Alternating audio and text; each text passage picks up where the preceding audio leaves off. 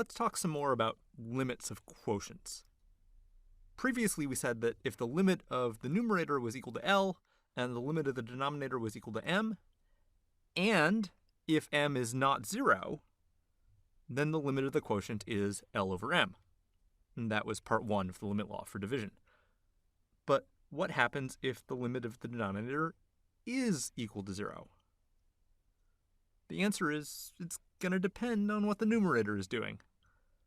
If the limit of the numerator is something other than 0, then if you look at f of x over g of x, then when x is approaching a, we're going to get numerators that aren't near 0. So they're not small. But our denominators are going to be really close to 0. So we're going to be dividing a number that's not small by one that is really small. And the result is going to be huge. And as the denominator gets smaller and smaller, this quotient is going to get even huger. For instance, if we take 5 over 0.01, we get 500. But if we have 5 over 0.001, we get 5,000. Now, we don't know the signs of these things, so it could be huge positive or huge negative. And if the denominator equals 0 exactly, then this quotient might not be defined at all. But one thing is for certain. As x approaches a, there's no way that this quotient can be approaching any fixed number. So the limit does not exist. So that's part 2 of the division limit law. But that still leaves a third case.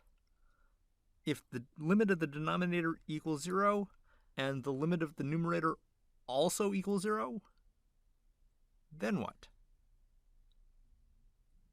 You might be tempted to say that this limit won't exist either, but that's not necessarily so. A lot of interesting things can happen. For instance, let's say that we want the limit as x approaches 0 of 2x over x.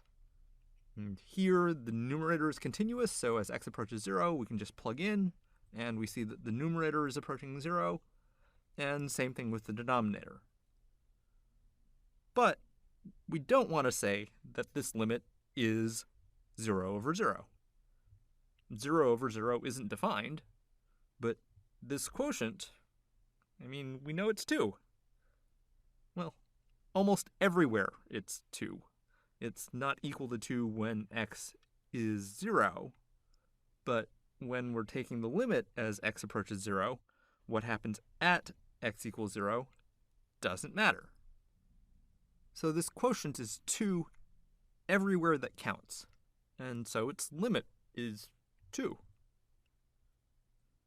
Okay, you might be complaining that this seems like an exception, sort of a special case. But really, this situation of a quotient where both the top and the bottom go to 0, and yet the limit of the quotient still exists, that happens a lot in calculus, and it's incredibly important. So we have some questions for you so that you can dig in and really understand how this comes about. Talk to you later.